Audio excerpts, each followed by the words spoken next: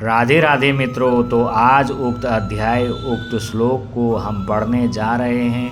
तो श्लोक शुरू करने से पहले आप सबके पास, जिनके पास श्रीमद् भगवत गीता है, आप भगवान का ध्यान कीजिए और भगवान से प्रार्थना कीजिए कि हे परमात्मा, हे भगवान श्री कृष्ण, हजारों वर्ष पूर्व आपने कुरुक्षेत्र की रणभूमि में अर्जुन को जो दिव्य ज्ञान प्रदान किया था, उसी ज्ञान का थोड़ा सा प्रकाश मेरे हृदय में भी प्रदान कीजिए। हे प्रभु, मुझे इस ज्ञान को सही रूप से समझने, स्मरण रखने और अपने जीवन में उतारने की शक्ति प्रदान कीजिए।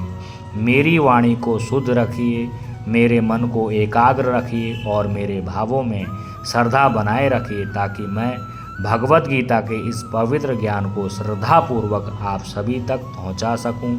हे भगवान, जो भी व्यक्ति इस श्लोक को सुन रहा है, उसे भी इसे समझने, स्मरण करने और अपने जीवन में अपनाने की बुद्धि एवं शक्ति प्रदान कीजिए। हम सभी के हृदय में सत्य, धर्म, सद्बुद्धि और भक्ति का प्रकाश जगाइए। हे श्री कृष्ण, हमें अपने ज्ञान के मार्ग पर चलने की शक्ति दीजिए। जय श्री कृष्ण। अब आइए श्रीमद् भगवत गीता के अध्याय का पाठ करते हैं और समझते हैं कि भगवान श्री कृष्ण ने इस श्लोक के माध्यम से अर्जुन को क्या दिव्य संदेश दिया।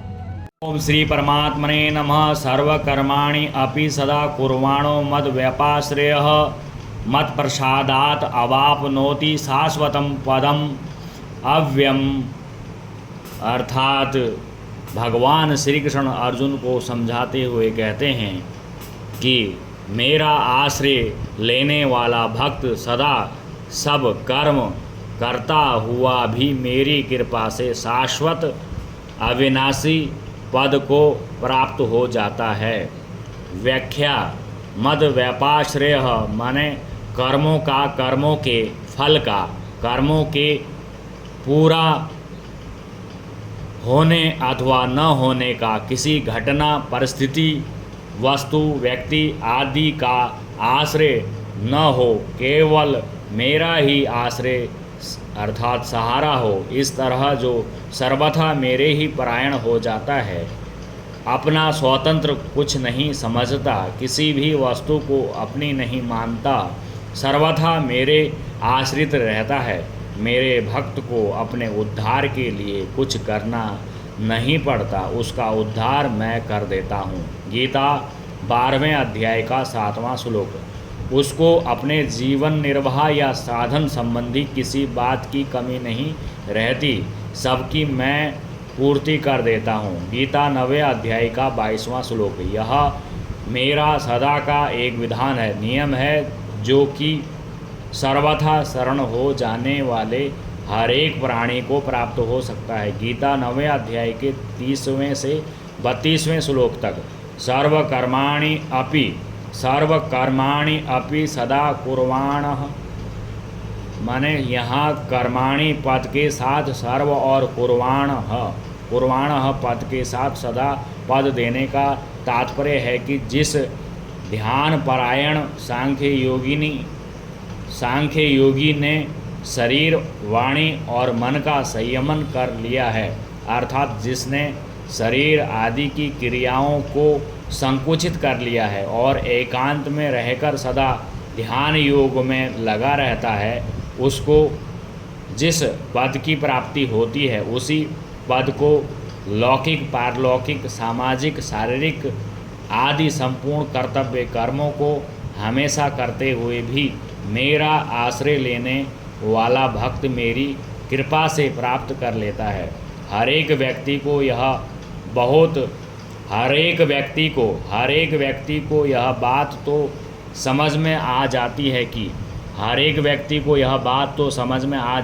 कि जो एकांत में रहता है और साधन भजन करता है, उसका कल्याण हो जाता है, परंतु यह बात समझ में नहीं आती कि जो सदा मशीन की तरह संसार का सब काम करता है, उसका कल्याण कैसे होगा। उसका कल्याण हो जाए ऐसी कोई युक्ति नहीं दिखती, क्योंकि ऐसे तो सब लोग कर्म करते ही रहते हैं, इतना ही नहीं, मात्र जीव कर्म करते ही रहते हैं, पर उन सबका कल्याण होता हुआ दिखता नहीं, और शास्त्र भी ऐसा कहता नहीं। इसके उत्तर में भगवान कहते हैं, मत प्रसादात तात्पर्य यह है कि जिसने केवल मेरा ही आश्रय ले लिया है, उसका कल्याण मेरी कृपा से हो जाएगा। कौन है मना करने वाला? यद्यपि प्राणी मात्र पर भगवान का अपनापन और कृपा सदा सर्वदा स्वतः सिद्ध है, तथापि यह मनुष्य जब तक असत संसार का आश्रय लेकर भगवान से विमुख रहता है, तब तक भगवत कृपा उसके लिए फलीभूत नहीं होती, अर्थात उसके काम में नहीं आती। परंतु यह मनुष्य भगवान का आश्रय लेकर ज्यों दूसरा आश्रय छोड़ता जाता है, त्यों ही त्यों भगवान का आश्रय दृढ़ होता चला जाता है, और ज्यों भगवान का आश्रय दृढ़ होता जाता है, त्यों ही त्यों भगवत कृपा का अनुभव होता जाता है। जब सर्वथा भगवान का आश्रय ले लेता है, तब उसे भगवान की कृपा का पूर्ण अनुभव हो जाता है।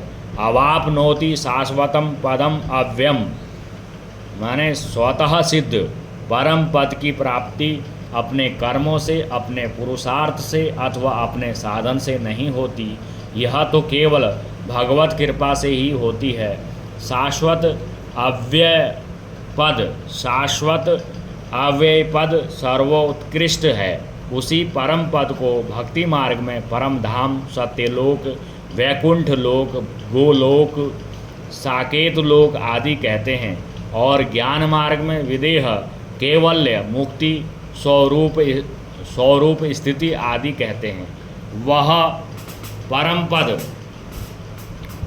परम पद तत्व से एक होते हुए भी मार्गों और उपासनाओं का भेद होने से उपासकों की दृष्टि से भिन्न भिन्न कहा जाता है। गीता 8वें अध्याय का 21वां और 14वें अध्याय का 27वां श्लोक। भगवान का चिन्मय लोक एक देश विशेष में होते हुए भी सब जगह व्यापक रूप से परिपूर्ण है।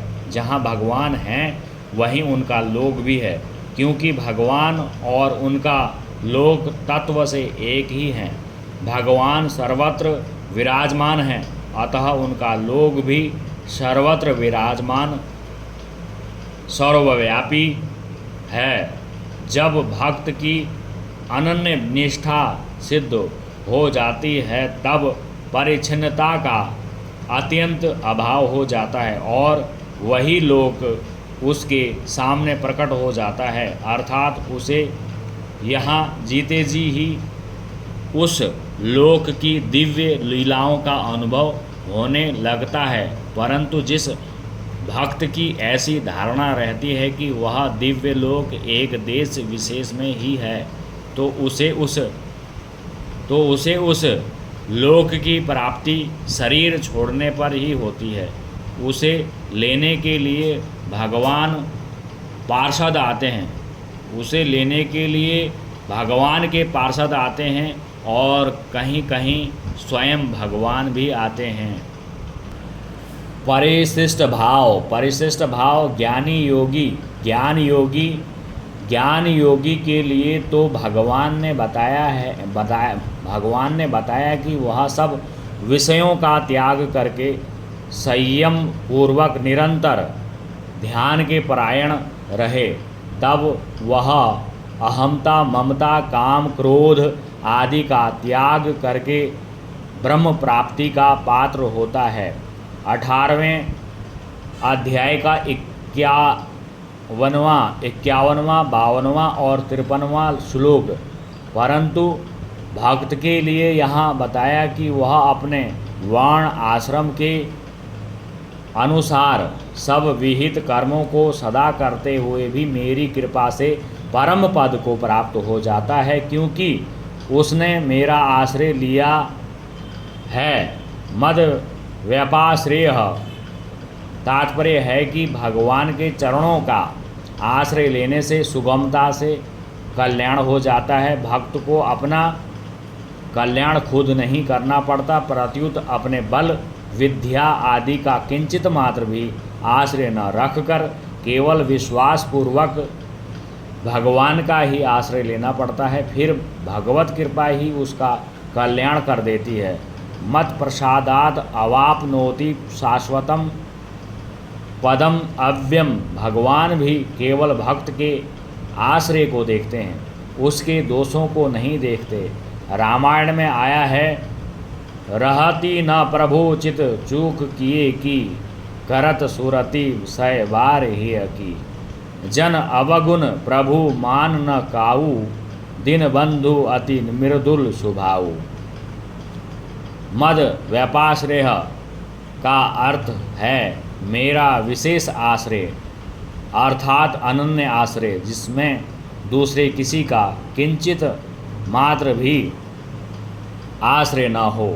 एक बानी करुणा निधान की, सो प्रिय जाके गति न आन की। मानस अरण्यकांड 10:4। संबंध पूर्व श्लोक में अपना सामान्य विधान अर्थात नियम बताकर अब भगवान आगे के श्लोक में अर्जुन के लिए विशेष रूप से आज्ञा देते हैं। राधे राधे।